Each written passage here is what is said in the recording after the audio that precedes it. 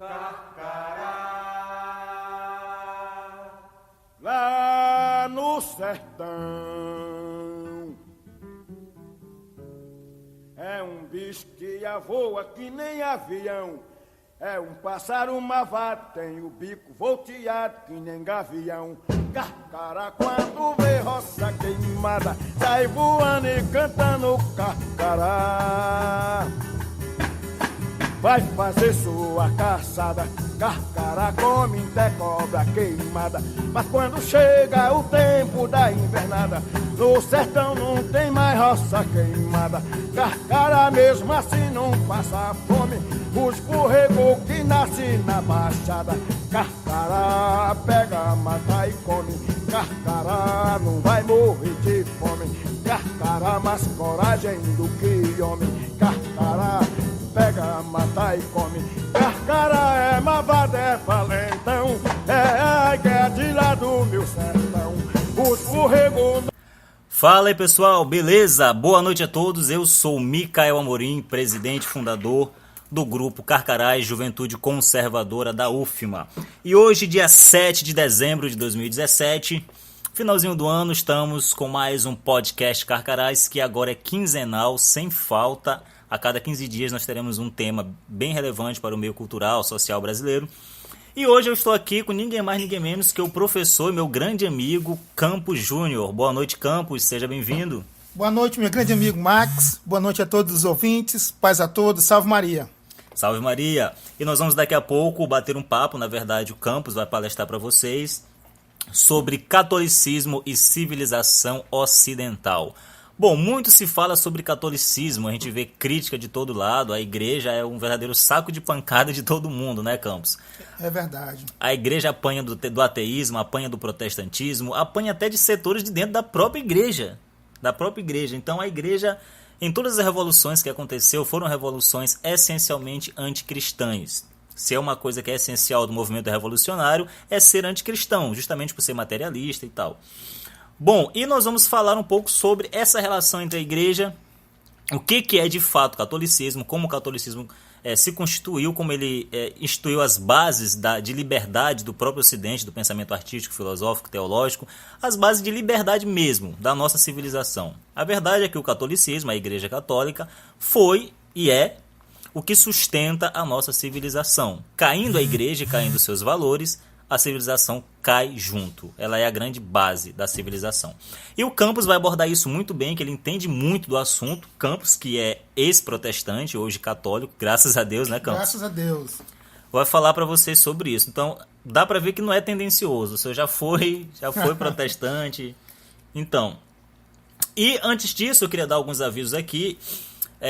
Este programa é oferecimento da livraria editora Resistência Cultural, que tem sempre apoiado o nosso trabalho aqui na UFMA, nossos projetos e tudo mais. Meu amigo José Loredo, dono e editor da livraria Resistência Cultural, aquele abraço, tem feito um trabalho excelente no mercado editorial aqui de São Luís do Maranhão. Ainda não é tão valorizado como deveria, mas a história vai mostrar o seu valor.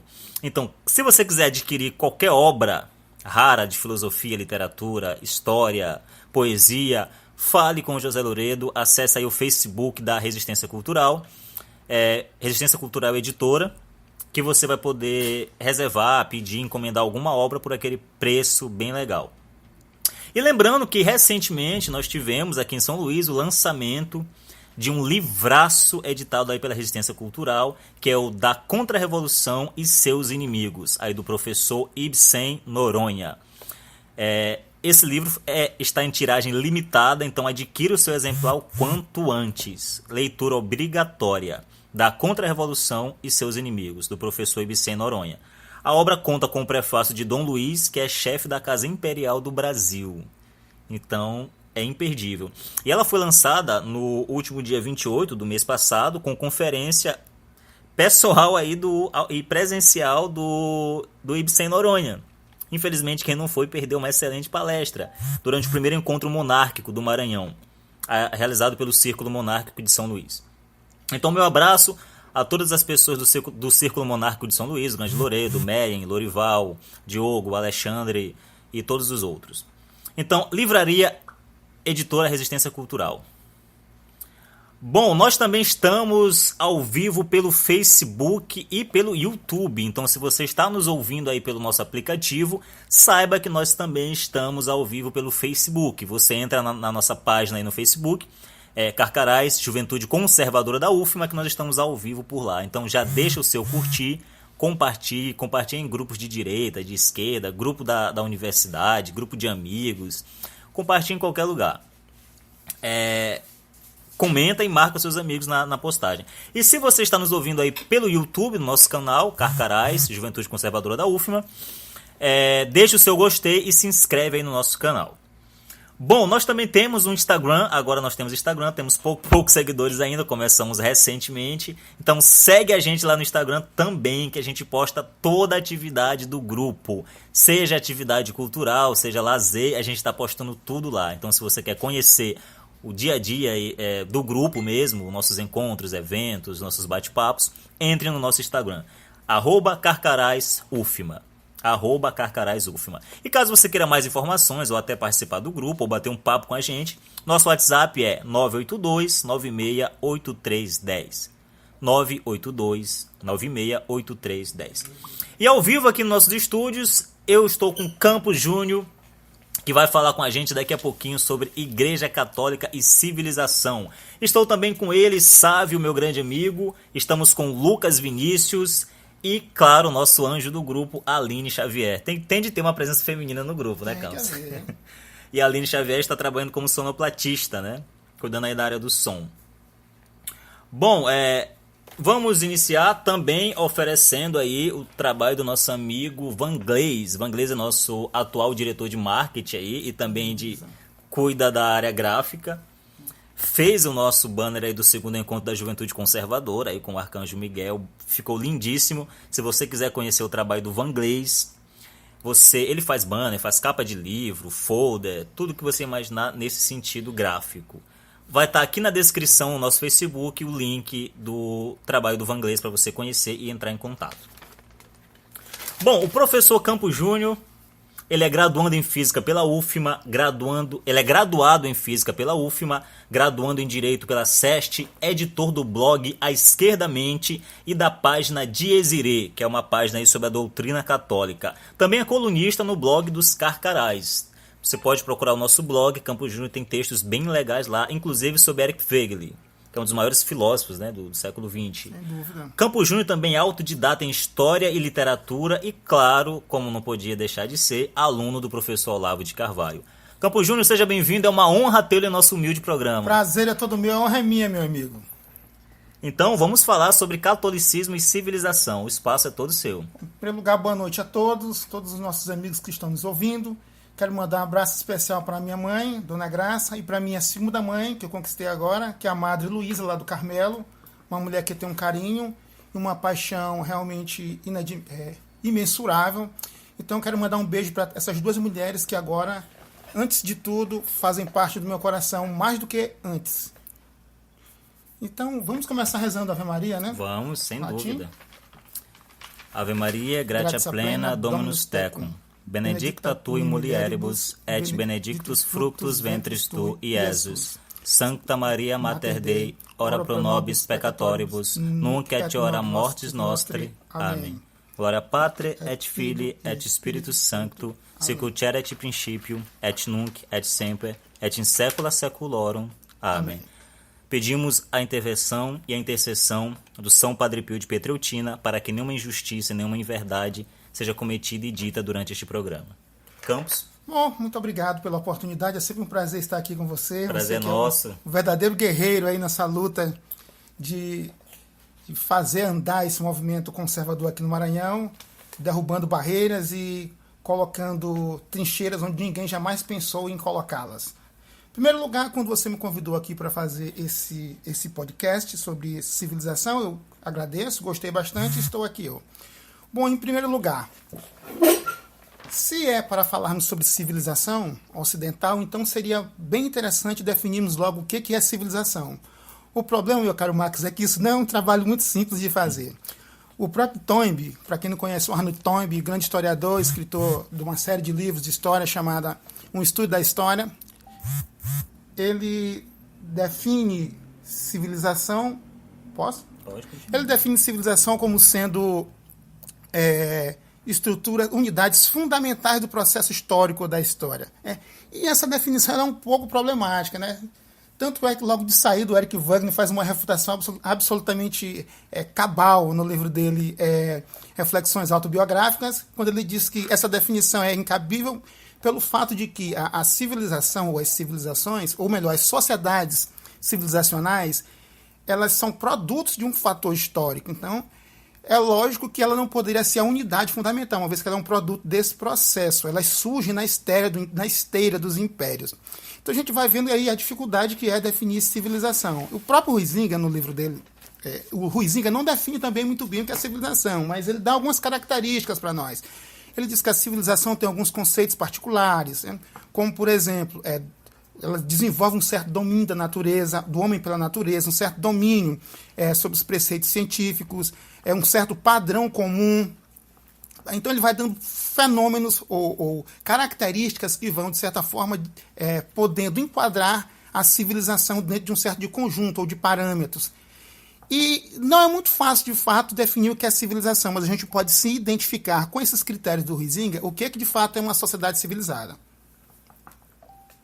Continua? Continua. Então, veja bem. O espaço é seu, Ótimo. você pode ficar à Então, vontade. se nós estamos falando de civilização ocidental, era mistério continuar, obviamente, com esse processo, definindo ou deixando claro quais são os caracteres mais evidentes de uma civilização, até porque estamos falando de civilização. De cara, deixamos bem evidente que não é tão simples assim definir civilização. Mas vamos aqui, pelo menos, traçar as características mais evidentes do que é a nossa civilização ocidental e como foi que ela surgiu. Bom, para se falar em civilização ocidental, temos de pensar primeiramente na queda do Império Romano. O Império Romano do Ocidente, que cai no ano 476, com a invasão bárbara, que todo mundo estudou no ensino médio. E, obviamente, que com a queda do Império e o surgimento de uma nova civilização, que futuramente se concretiza como civilização ocidental, vai gerar aos críticos da história e, obviamente, pessoas completamente com intenção negativa contra a mãe da civilização, que no caso foi a Igreja Católica, de tal sorte a incutir nesse período, no período medieval, a ideia, o epíteto de Idade das Trevas. O próprio Christopher Dawson, no livro dele, A Criação do Ocidente, ele disse que houve uma espécie de confusão no que tange a interpretação dessa terminologia, desse termo Idade das Trevas. Porque, de fato, era um período de trevas, mas não que a igreja tivesse criado, Max, esse período de trevas. Foi exatamente o contrário. A igreja encontrou uma civilização em ruínas. Porque ele mesmo deixa isso claro, o Dawson, A Criação do Ocidente, que quando os bárbaros invadiram Roma, o que acontece? Nós tivemos uma civilização quase que inteiramente destruída. As instituições entraram em ruínas, e a vida civilizada, para você ter uma ideia, foi praticamente extinta da vida romana. Então, foi sobre esses escombros que veio uma instituição chamada Igreja Católica e tentou reconstruir, e o fez muito bem, reconstruir uma civilização ocidental. Então, logo de cara, o que nós estamos percebendo? Que atear fogo na Igreja Católica e dizer que ela construiu o Império de Trevas é algo inteiramente descabido. Não se percebe de forma nenhuma, em nenhum historiador sério, esse tipo de afirmação. Até porque não poderia ela criar um período de trevas, uma vez que ela, sim, encontra uma civilização em ruínas, e sobre essas ruínas é que ela constrói uma nova civilização, a saber, a civilização ocidental. A questão é, então, como é que ela constrói essa nova civilização a partir dessas ruínas, vamos dizer assim?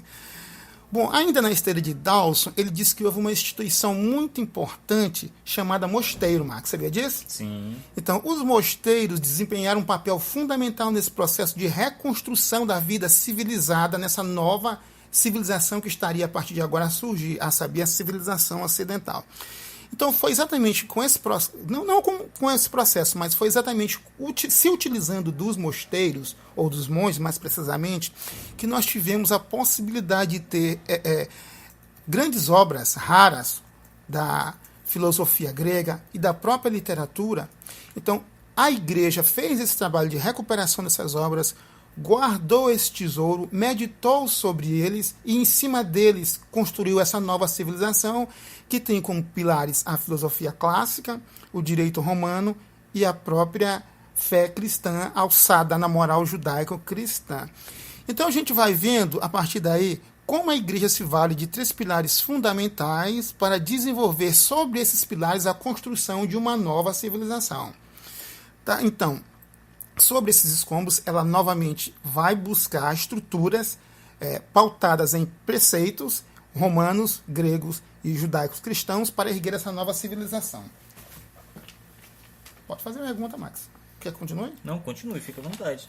Pois bem, então a igreja vai fazer esse papel de reconstrução. Um detalhe fundamental que a gente pode perceber que é característico da civilização ocidental, meu querido Max, é que ela já nasce, pelo menos a autoridade intelectual, no caso, os membros do clero. Então, essa autoridade intelectual nasce com uma liberdade ímpar, que praticamente você não consegue perceber na construção de outras civilizações. Porque se de um lado você tem o poder político, a força militar na mão dos bárbaros, por um outro lado você tem a força intelectual e cultural na mão da igreja. Então o que se percebe daí? Um elemento fundamental de liberdade, de dissociação, vamos dizer assim, entre poder político e poder intelectual e religioso. Agora, há que se ter a atenção de que não é sempre assim, essa coisa não vai continuar para sempre. É claro que com o passar dos tempos e com o conhecimento avançados dos bárbaros, quanto mais os bárbaros iam se inseridos nessa nova cultura, é claro que eles iriam se versar contra aquele que tinha um poder intelectual, que no caso é a igreja. Obviamente que logo em seguida começaram a se insurgir, os bárbaros começaram a se insurgir sobre a igreja. E a igreja começa a ficar num período que eu diria de solavancos, né? Ela se vira para cá, se vira para lá e mesmo assim, a todo instante, os bárbaros continuam a tentar a ingerência, tentar determinar o que a igreja tem que fazer, quem a igreja tem que nomear como bispo, quem a igreja tem que nomear como padre, enfim. É um período onde a igreja tem que saber, ou melhor, tem que saber não, a igreja soube lidar com esse processo de intervenção muito bem, e ainda mais nesse período de dificuldades, nesse período eu diria, de perseguição, entre aspas, e que a igreja soube muito bem se sair desse processo. Eu diria que durou basicamente até o século VIII, né, e a igreja sempre sabendo transitar bem por essa intervenção e sabendo se sair e manter os seus preceitos. E, de certa forma, isso vai basicamente até o século VIII. Estou aqui tomando como referência o Dawson, né, no livro dele, A Formação da Cristandade, já uma outra obra. E, inclusive, eu recomendo aqui para os ouvintes, né, não vai ter tempo aqui da gente falar sobre tudo, né, Michael? Uhum. Então, eu vou dizendo aos ouvintes, não deixem de ler o livro do Christopher Dawson, A Criação da Cristandade, A Formação da Cristandade, e a Criação do Ocidente. E a Divisão da Cristandade também. Ou seja, leiam Dawson. Pois é, então, basicamente, no século VIII, a gente tem um processo interessante. É que vai haver a sucessão do Império Merovingio para o Império Carolíngio, vai suceder o Império Merovingio. Essa sucessão não se dá de forma, a princípio, bem, eu diria, amistosa com relação à igreja. Porque o Carlos Martel vai assumir o trono, ele assume o trono, logo em seguida reunifica o governo franco, e o Papa, na época, o papado na época achou que ele, de certa forma, fosse se aproximar, Max, fosse se associar a ele contra os lombardos. O papado já, nessa época, já estava sendo muito pressionado pelos lombardos. De certa forma, o que a gente viu foi que ele, logo em seguida, após essa grande vitória, se insurge contra a igreja, né? De certa forma, quase que surrupia, vamos dizer assim, grandes bens e riquezas da igreja, inclusive as terras, e profana essas terras. Então, o papado entendeu que era preciso se aproximar desse sujeito. O que foi feito? Aí é que entra um papel fundamental da igreja. Entra um sujeito chamado São Bonifácio, Miguel. Ele vai fazer essa ponte entre o papado e a dinastia carolíngia. E a dinastia carolíngia. Então, esse santo, São Bonifácio, ele é nomeado organizador da igreja da Germânia, e, de certa forma, ele consegue, com muita sapiência, com muita intrepidez e com muita, eu diria, unção por parte do Divino Espírito Santo, da Providência, ele consegue estreitar as relações entre o papado e a dinastia carolíngia. De tal sorte que ele consegue, inclusive, expandir essa influência para os sucessores, no caso foi Pipino. De tal maneira ainda que ele vai consagrar Pipino rei em 751. Salvo engano aí os amigos, que eu estou aqui sem o livro na mão.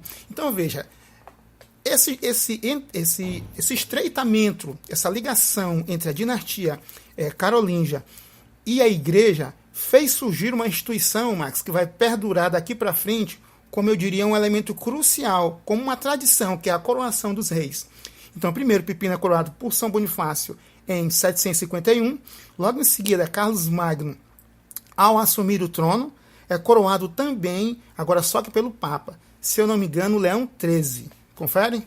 Leão XIII em 800, no Natal de 800. Então, o que a gente está vendo aí? Está começando a surgir uma estrutura, tá, de poder que guarda uma certa relação bem, eu diria, próxima dos elementos cristãos, dos elementos religiosos. Então, uma monarquia está sendo constituída, está se criando uma tradição monárquica pautada diretamente em uma ligação direta com a autoridade da igreja. Lembrando que o São Bonifácio, ele atuou de um modo capital, né? Creio que para quem não sabe, pesquisa a história de São Bonifácio, pelo combate na mais importante nação católica, que era a França, né? Sim. Parte da Europa era católica na época, a França, a Itália, a Inglaterra, um pouco a Espanha, mas essa cristandade nascente estava podre de todas as podridões herdadas aí do Império Romano, dos bárbaros, da invasão bárbara, e estava a Igreja Católica tentando sanar, né, essa podridão. E São Bonifácio, ele atuou de modo capital no combate à heresia da simonia, que era a venda dos cargos eclesiásticos, né? Vender dioceses, um bispo que vende nomeações de padres. Então ele foi uma grande coluna, um luzeiro de seu tempo, um dos maiores homens do seu tempo. Então, onde é que nós estamos então? Nós já estamos agora Desculpem os ouvintes, eu estou passando muito rápido, mas é porque realmente... O tempo é curto, nossos amigos então, claro que entender, eu não poderia fazer aqui algo bem mais sucinto do que isso. Mas, Campos, se a Igreja Católica construiu a civilização ocidental, como tu estás a falar... guardou, os bárbaros queimaram bibliotecas, invadiram mosteiros, e os monges eles salvaram a cultura, a literatura, a filosofia e tantas outras artes, né? A própria agricultura, a pecuária, tantas artes, né? Não só na ciência como em artes práticas nesse sentido, foram salvas pela Igreja Católica. Aí surge a pergunta, quem fundou então a Igreja Católica? A Igreja Católica foi fundada pelo Salvador, nosso Senhor Jesus Cristo, fundada sobre Pedro, né? Quando ele diz, tu és Pedro, e sobre essa pedra edificaria a minha igreja, e as portas do inferno não prevalecerão, e eis que estarei convosco até o final dos tempos, pelos séculos dos séculos. E esse até o final não quer dizer que eu vou dar uma saidinha ali, não pode voltar no século XVI. Não pode, porque Cristo não cochila. Dizer que Cristo cochilou na guarda da igreja é uma heresia. Então nós estamos no século IX, aqui com a coroação de Carlos Magno, no Natal de 800. Então é com Carlos Magno, meu querido Max, que de certa forma a cultura cristã vai se expandir sobre aquilo que futuramente vai se chamar Europa. Primeiro com a tentativa de se criar um império unificador, que seria um império onde você aglutinaria todos os povos distintos sobre uma mesma cultura. Tá? E, além de tudo, você unificaria os povos cristãos. Logo que, é claro que, com Carlos Magno ele se declarando esse porta-voz dessa nova civilização, é claro que a cristandade se tornou pujante, se tornou de tal sorte, eu diria, conquistadora, de tal maneira que construiu um novo continente e o unificou sob uma fé, a fé em Jesus Cristo. Então, você tem esse processo eu diria, de 800 até o século 13, mais ou menos, que é quando começa o período do retorno ao paganismo renascentista, e que é quando a cristandade vai sofrer esse processo eu diria, de decadência. Então, você tem a construção dessa ideia de uma civilização comum, né, que decorre dessa ideia de uma cultura padrão, e a civilização ocidental vai se consolidar com a formação dessa cristandade. Então, o surgimento da Europa, ou seja, a civilização ocidental, é o quê?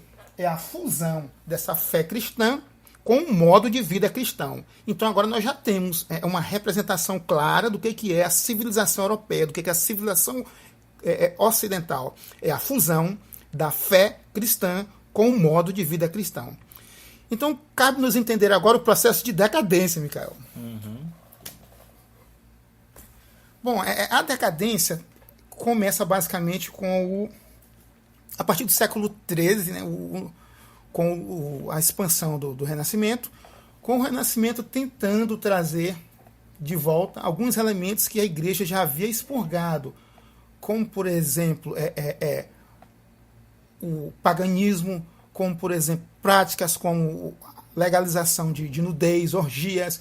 Então a gente vai vendo que essa descomposição, não é nem descomposição, eu diria, essa subversão moral, ela vai se manifestar de forma bastante acentuada nas artes, na literatura, inclusive nos próprios historiadores. A gente vai percebendo que a partir de do século XIII, eu diria, a civilização retorna, Max. Então você tem o ápice, né, que é a fé cristã, é plasmada no modo de vida cristão, que é a pujança máxima da civilização ocidental. Depois ela começa a retroceder. E o modelo de fé cristão vai se esvaindo do coração das pessoas, e cabe-nos agora estudar quais foram esses processos, meu amigo Micael, que trouxeram esse esvaziamento no coração das pessoas, no que tange as pessoas irem se afastando sucessivamente da cristandade. Aí eu diria que nós temos tantos inimigos, que eu diria que são os inimigos da cristandade. O próprio Dawson, ele aponta 2 no livro dele, a divisão da cristandade, se eu não me engano, como sendo a Reforma Protestante, aponta também a Revolução Francesa. A questão é analisar qual seria o escopo da Revolução Francesa ou da Reforma Protestante. Tá? Então a gente está vendo que a Europa mergulha num período de ateísmo, de materialismo, de paganismo, e vai se sujando, vai se emprenhando dessas ideias, de tal sorte que o que a partir daí surge é aquilo que o padre Leonel diz, né, que é o Dawson, né, que é o subproduto da própria cristandade. Está entendendo? Ou seja, o pensamento revolucionário é um subproduto dessa própria cristandade. E por que ele diz que é assim? Porque essas pessoas que promoveram essas revoluções foram pessoas que surgiram aonde? No berço da educação ocidental. Aí você vai buscar materialismo, ateísmo, socialismo, protestantismo. Então, todos esses elementos distintos, eles vão se voltar contra a mãe, no caso, a Igreja Católica, e vão insurgir, não é nem se insurgir, e vão levantar barreiras contra a permanência dessa cristandade, contra a permanência dessa cultura cristã. Pois é, então a gente poderia analisar um por um. Primeiro, se a gente fosse ver, por exemplo, a Reforma Protestante de 1517, qual é a substância da Reforma Protestante? É o ódio contra a Igreja Católica. O ódio contra a Igreja Católica que se manifesta na fé única, na pessoa do Papa como o sucessor de Pedro. Então a gente vê que tudo isso não passa de uma construção que tem como um único intuito romper a unidade de fé da cristandade, que é a fé católica. Então, quando Cristo fundou a Igreja Católica, ele a determinou e disse aos apóstolos que compartilhem todos de uma única só fé, e digam todos uma só palavra. E eis que o que vos disseis, não é nem assim que ele diz. Me ajuda aí, Max, tu é melhor do que eu em Bíblia. O versículo que ele diz: e quem ouve a voz, ouve a mim. Isso, quem vos rejeitar, a mim rejeita. Quem recebe a voz, recebe a mim. E quem vos rejeita. Então, o que nós estamos percebendo aí? Que Cristo deixa a Igreja Católica reconstrói não é nem reconstrói, constrói uma civilização a partir dos escombros de outra que estava no chão. E uma vez constituída a Igreja funda os orfanatos, a Igreja cria as santas casas de misericórdia, a Igreja cria os hospitais, a Igreja funda as escolas públicas, a Igreja cria as universidades. Então a gente começa a perceber que a Igreja Católica é o grande motor civilizacional, ela é o grande impulso que não só educa na intelectualidade, mas ela educa na fé. Ela não só forma intelectuais, ela forma homens espirituais. Então toda revolta que se vale contra a Igreja Católica, contra a civilização ocidental, na verdade, ela reflete um ódio, ela reflete um pavor contra a grande mãe, que é a Igreja Católica. Então, todos esses movimentos, ateísmo, protestantismo, socialismo, o socialismo, inclusive, em duas vias. Primeiro surge o socialismo insurrecional marxista, que tinha como escopo destruir a civilização ocidental pautado na Revolução Armada. Mas já no final da vida, Marx percebeu que isso não ia dar certo. Quando ele lança o livro dele, A Origem da Família, ele já percebeu que o negócio não era por aí. Angels, né? Já percebeu que o negócio não era por aí. Já deixa o sinal, não, peraí, o negócio é acabar com a família. Aí logo em seguida vem um sujeito chamado Gramsci e reformula toda essa estrutura marxista pautada numa concepção de nova civilização, mas que para construir essa nova civilização pautada no intelectual coletivo, primeiro tem que se destruir essa que aqui está. E como é que se faz? Se faz quebrando as bases. E quais são as bases? Simples. O direito romano, que é pautado na propriedade privada, a filosofia clássica grega e a moral judaico-cristã. Então não é de se assustar que a todo momento nós vejamos artistas, nós vejamos leis, né? Nós vivenciamos esse processo todos os dias. A todo momento a gente vê lei que milita diariamente contra o papel da família. Há de se perguntar o seguinte: qual seria então o ódio tão voraz? Por que será, meu querido Max, que a família provoca um ódio tão grande nos revolucionários? Por que será? Na verdade, nem é a família. O problema é que a família, ela reflete, ela é o primeiro sinal da fé católica. A família, ela é o primeiro sinal, ela é, entre aspas, a primeira igreja. A primeira igreja nasce na família. Então, é na família que você repassa a noção de moral, a noção de cristandade, a noção de respeito pelas coisas, respeito aos mais velhos. Então, obviamente que para destruir esse modelo civilizacional arcaico, não, esse modelo civilizacional construído sob esse preceito cristão, então destrua-se primeiro a família. Então, como que se faz isso? Primeiro, espalhando a ideia de que família não é um bem fundamental, de que família é simplesmente um arranjo momentâneo e que cada um pode formar a família da forma que quiser. Agora eu pergunto, qual foi a grande civilização construída fora de padrões que privilegiassem a família em primeiro lugar, meu querido Max?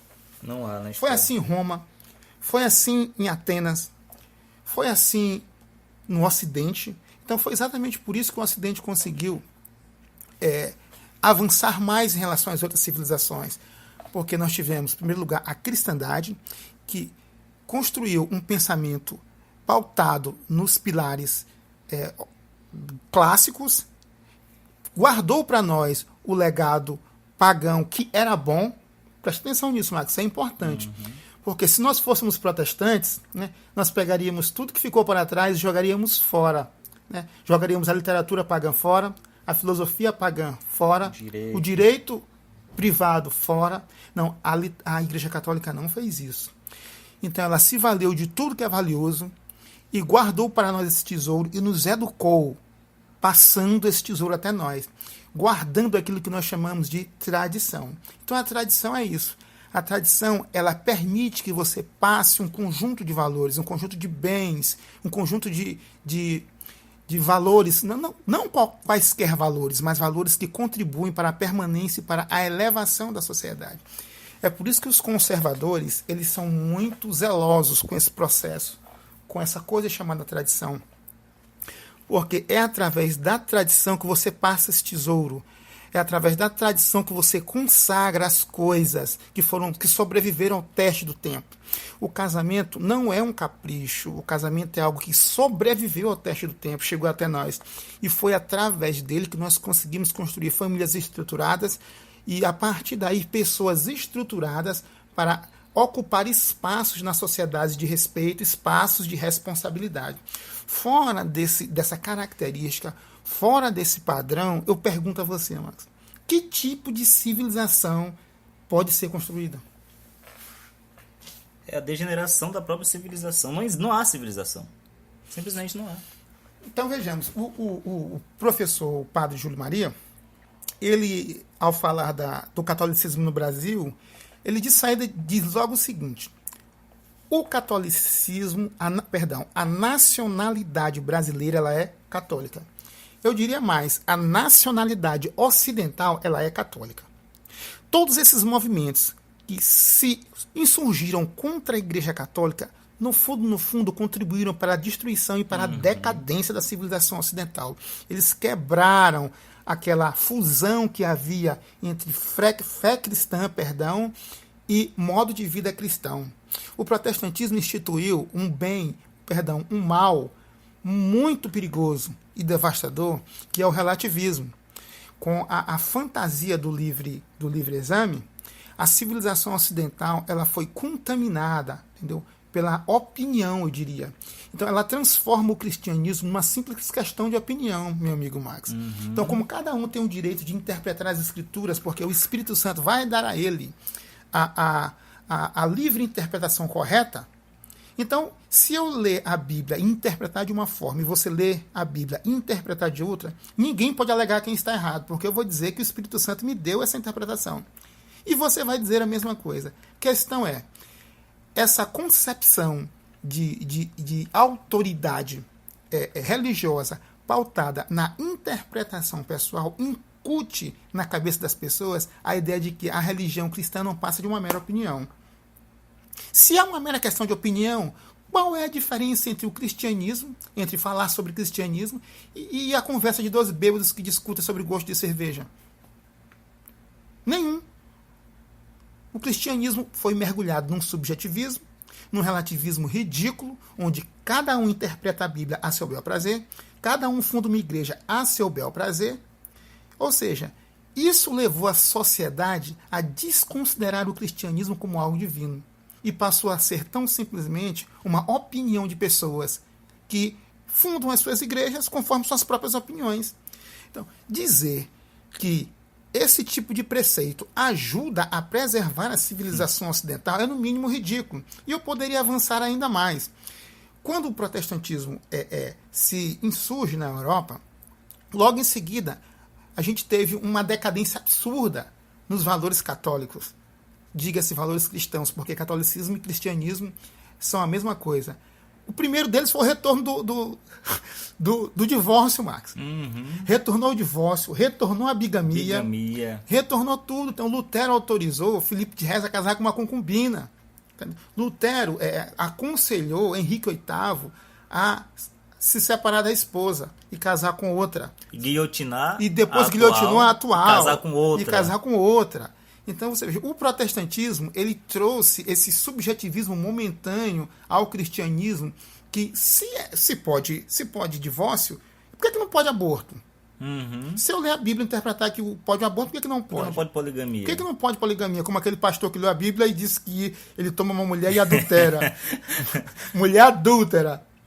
Tá entendendo? Então, esse processo não é só o protestantismo, não, mas o protestantismo, ele combina. Ele trouxe de volta o paganismo, né? Ele trouxe de volta, e eu diria mais, eu diria que de todos os inimigos da civilização ocidental, o protestantismo é o maior. O protestantismo, Max, ele causou mais danos à civilização cristã do que o próprio socialismo. Eu diria, mais do que a Revolução Francesa. Porque, pelo menos na Revolução Francesa, que foi uma revolução dura, violenta contra a igreja, travestida de ideal de liberdade, igualité, mas que no fundo tudo foi armado para destruir a igreja. Mas, pelo menos você sabe onde é que está o inimigo. E, como diria o filósofo, o sangue dos mártires é a semente do cristianismo. Então, na verdade, a Revolução Francesa, ela fortificou ainda mais o cristianismo.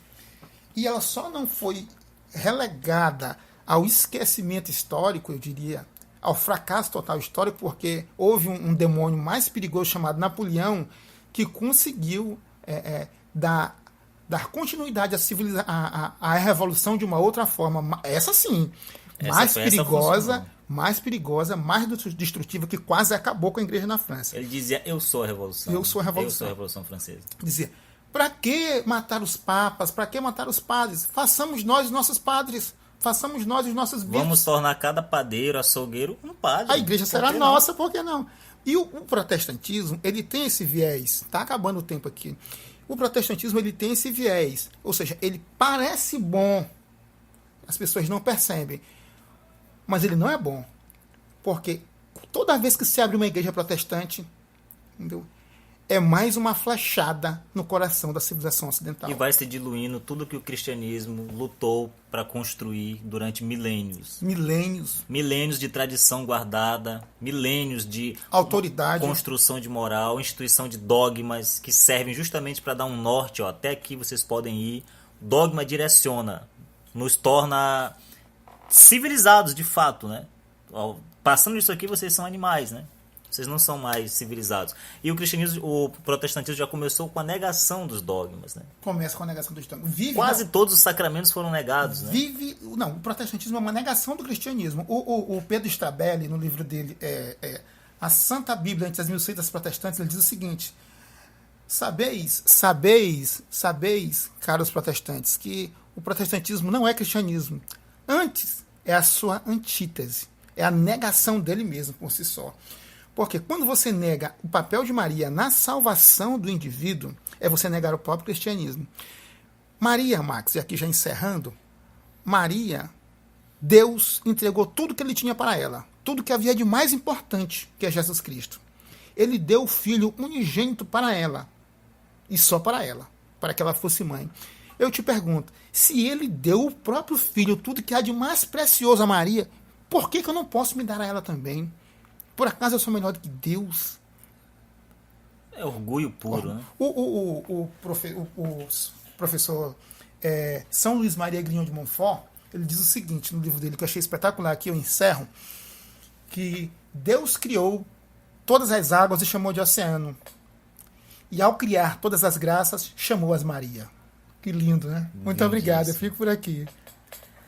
Então, muito obrigado pelo seu tempo, Campos, pela belíssima aula sobre civilização, catolicismo, belíssima aula de fé pra gente.